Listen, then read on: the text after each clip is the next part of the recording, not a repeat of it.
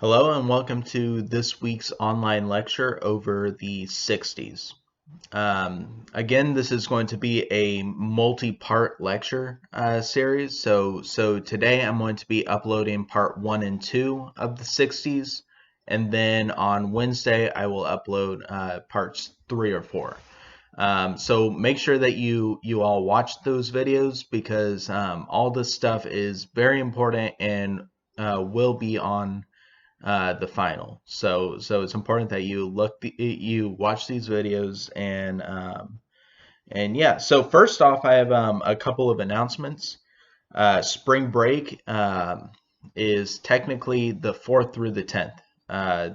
This so if we were going through our normal schedule, it'd be the 4th through the 10th. So your spring break is coming up at the end of this week, which is going by pretty fast. And then after that, you pretty much have a major assignment due every single week until the end of the semester.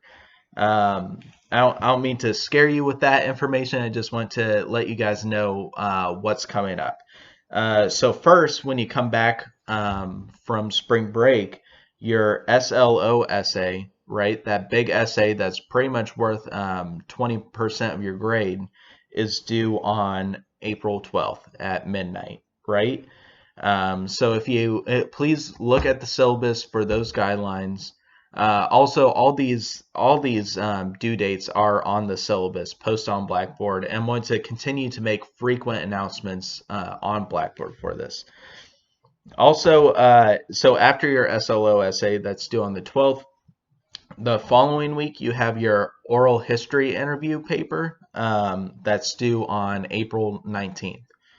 Then after that, you have your last reflection paper due, and then your museum review, which is due on the last day of class, along with your final, which is April 27th, I believe. But again, I'll continue to make announcements on Blackboard, so you could stay tuned to that. Keep updated. Also, please check the syllabus. Many of these questions of when are things due, how do I do these things, they're all on the syllabus and the announcements that I've made throughout the semester. So please refer to those things. In addition, I want to just make a general comment of please check your Blackboard. Now that this is a fully online class, it's really up to you to make sure that you're doing all these assignments, right? That you're continuing to watch these videos that I post every week, and that you stay up to date with the class, right? Because I've been posting announcements about a couple times every week, just to give you a heads up on what we're doing and how we're transitioning to a fully online class. I know it's not what any of us really signed up for, but it's just the times that we're living in and what we're going to have to do to finish the semester strong. So I encourage you, please check Blackboard multiple times in a week, right? Not only for my class, but your other classes too. And also, please watch all parts of these lecture videos, right? Because the essay questions are going to be parts of your final, right? They potential essay questions for your final and potential ID terms that I expect you to write about. In addition, remember to do your weekly quiz and discussion posts. But I think you guys pretty much got that down. So anyway, I just say that those announcements because I want you to be successful, right? I want you to do well in this class. And I want us to finish this semester strong, showing that we could adapt and we could still continue our educational path together. All right, so if you have any questions, I encourage you to email me and yeah. All right, so moving on. In our last lecture, we talked about the Cold War, just a general overview of the Cold War.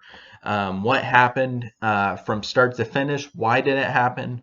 Remember, it's this global chess match competition between the Soviet Union and the United States that took place across the world. and with real stakes too. Countries were overthrown. There were many proxy wars around the world, and as we'll talk about a little bit today, our world came to almost this close to nuclear annihilation. So all these things are very important. And in our last lecture, what I basically wanted to do is just give you a broad overview of start to finish what happened during this Cold War period.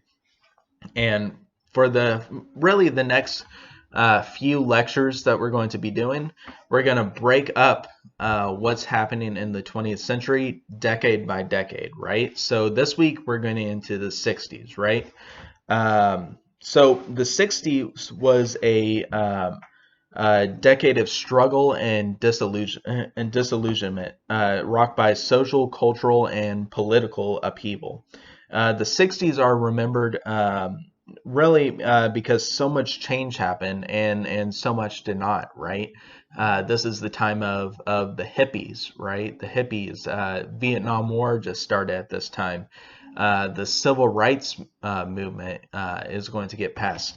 And we'll talk about that in a little bit in the second part of this video. But the general question for this essay is, the essay question for this lecture is, describe the civil rights movement of the 1960s, right?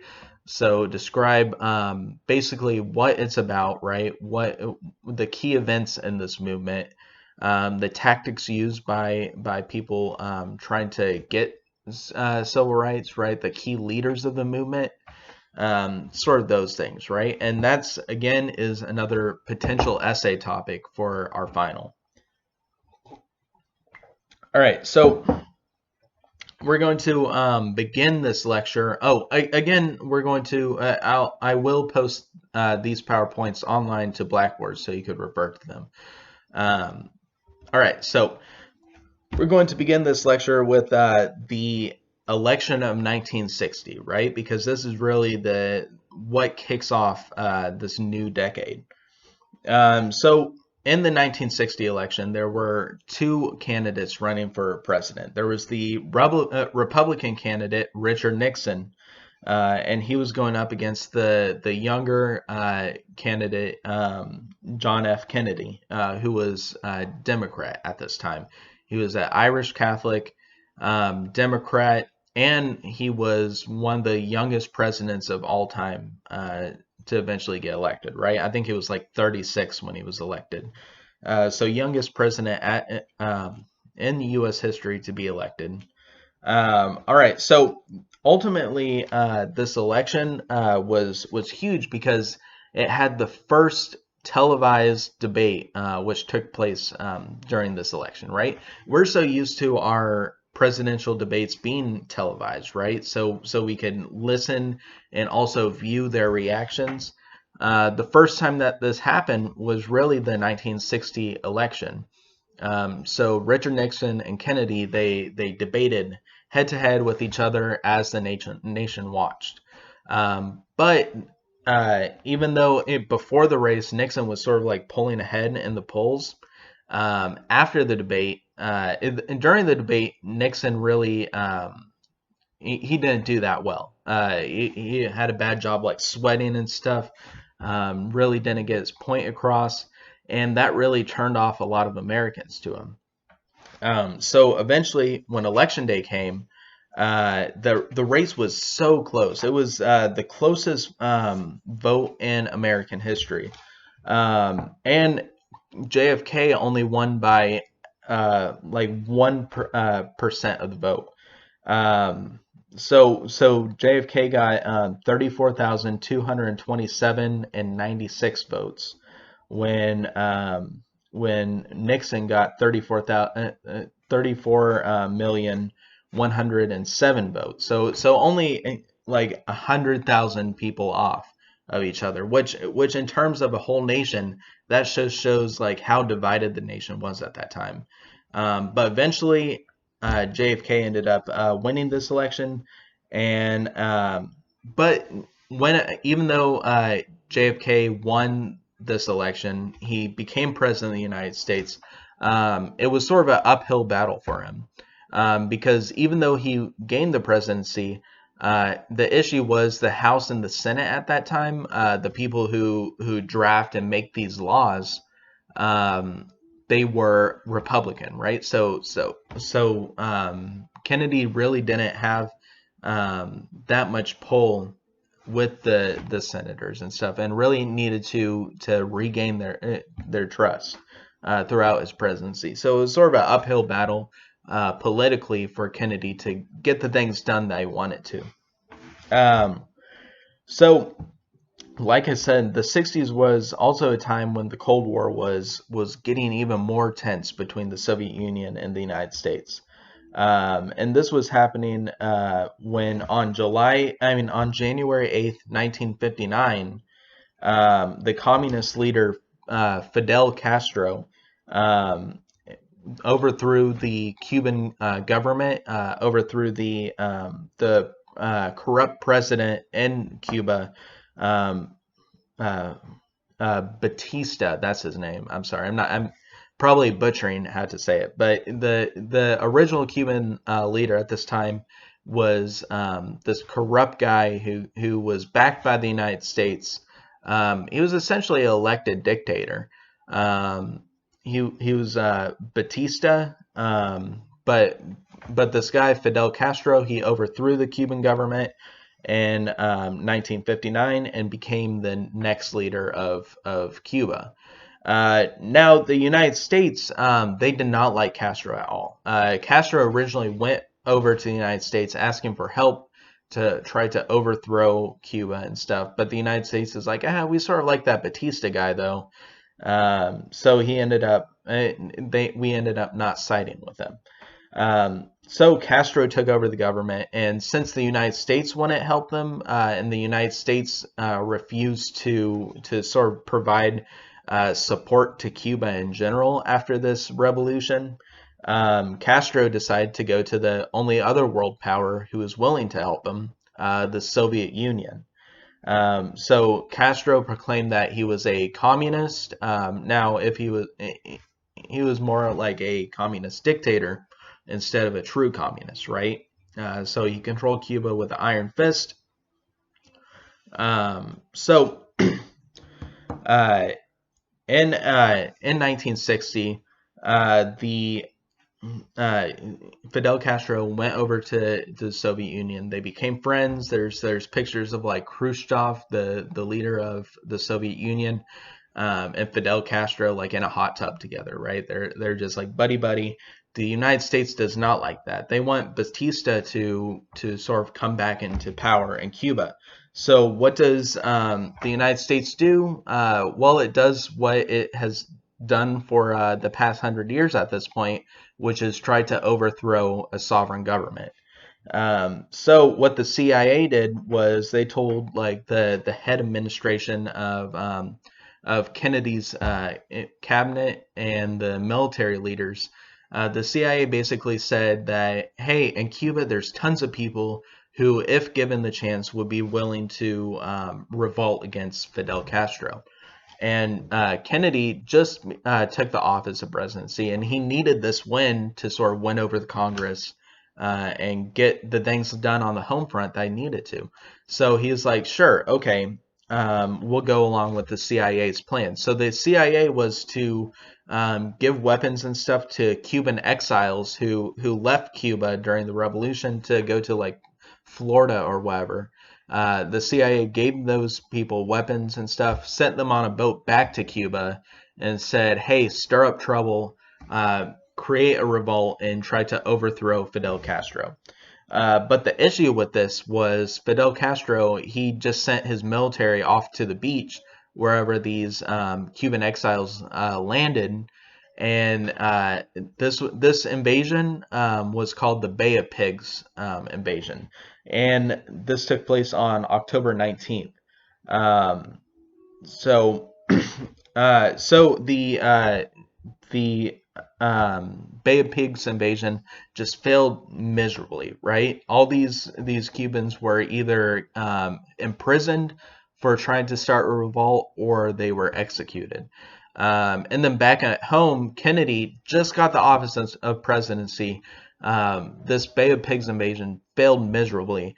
His political popularity just went like so down after this point. Kennedy lost a lot of credit, and a lot of people just saw him as an incompetent president after this failed Bay of Pigs invasion.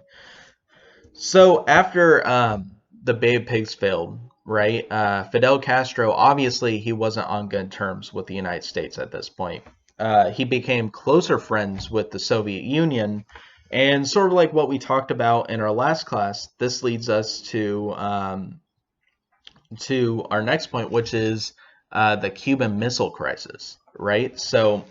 So during the Cuban Missile Crisis, like I said, it took place on at first on October 19th when U.S. spy planes going over Cuba noticed a few missile sites in Cuba.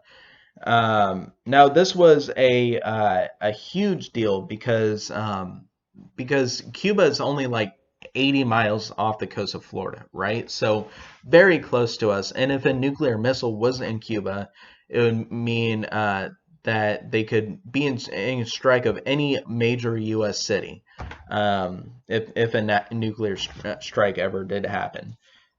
So the like I sort of mentioned in our last class, right? Kennedy sent a naval blockade to go around Cuba. Um, and tried to stop any further Soviet missiles from coming into Cuba and establishing their missiles. And then eventually this led to JFK's cabinet and JFK's brother John Kennedy talking to the Soviet leaders of the Soviet Union, trying to sort this mess out. Now, keep in mind the only reason why the Soviets wanted missiles in Cuba in the first place was because a few years before, the United States put their own nuclear missiles in Turkey, and the country of Turkey is on the border of the Soviet Union. So like I said, it's just a bunch of moves and counter moves. The U.S. puts its missiles in Turkey on the Soviets' border. Well, obviously, what the Soviets are going to do is retaliate. They're going to put their own missiles in Cuba, right? Sort of like an eye for an eye sort of thing.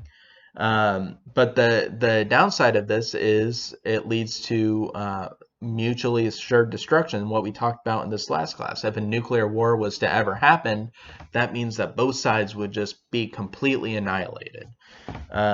So eventually, during the Cuban Missile Crisis, Kennedy and his cabinet were able to strike a deal with Khrushchev, the leader of the Soviet Union, basically saying, hey, on the down low, we're going to take our missiles out of Turkey if you agree to take your missiles out of Cuba. And the Soviets are like, sure, that's what we wanted in the first place. And then this whole mess sort of sorted itself out.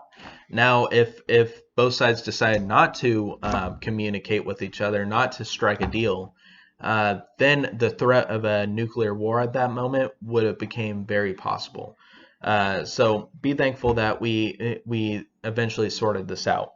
But another thing about the Cuban Missile Crisis, actually JFK, he basically told the Soviet Union, like, yeah, sure, we'll take our missiles out of Turkey, but you can't make any public announcements about this. So basically, to the public's eye at the moment, JFK just went in there, he talked a big talk and talked the Soviets down. So publicly, the Cuban Missile Crisis was seen as a solely a victory for the United States, right? That, hey, look how okay, this Kennedy guy, he may have failed during this Bay of Pigs invasion, but hey, he sorted things out in the Cuban Missile Crisis. So it sort of boost Kennedy's popularity up. But in reality, this was more of an equal deal between the United States and the Soviet Union. And really, people really didn't find out how involved like JFK's brother was in this negotiation until the actual tapes of the tapes recordings of what was happening in that room came out in like the 80s or 90s or something. So actually, I had to read a whole book about like these recordings and stuff So what was happening in the boardroom while the Cuban Missile Crisis was happening? It was pretty interesting. I think those recordings are still out there, so you can listen to them if you're interested. So after the Cuban Missile Crisis, the U.S. decided to sort of get on more friendly terms with Cuba, with the Soviet Union. They established a phone line between the United States and Soviet Union so they could sort out any future crises if it was to come up. But back on the home front, President Lyndon B. Johnson, who became president after JFK, he passed a law in 1966 allowing Cuban refugees to move to the United States, right, with full citizenship. And that's why places like Southern Florida, Miami in particular, have such a strong Cuban background to it. It's because a lot of Cubans immigrated there, fled there because of Fidel Castro's reign.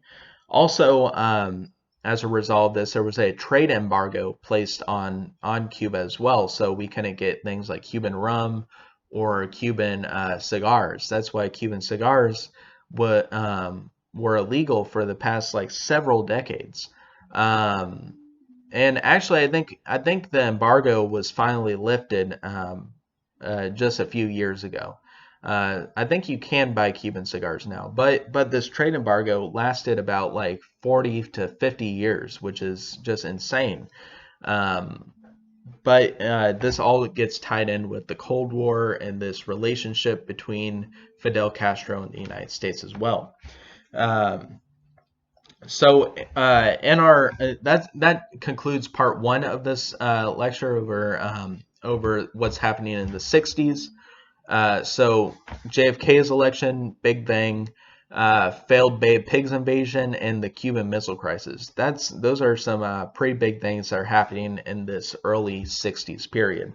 In part two of this lecture, we're going to get into the Civil Rights Movement, talk about Martin Luther King and Lyndon B. Johnson's campaign a little bit. So please, I encourage you to watch part two of these videos. It'll really help you out, especially since part two really has to deal with answering that potential essay question over the Civil Rights Movement. So please watch that, and I'll see you in the next video.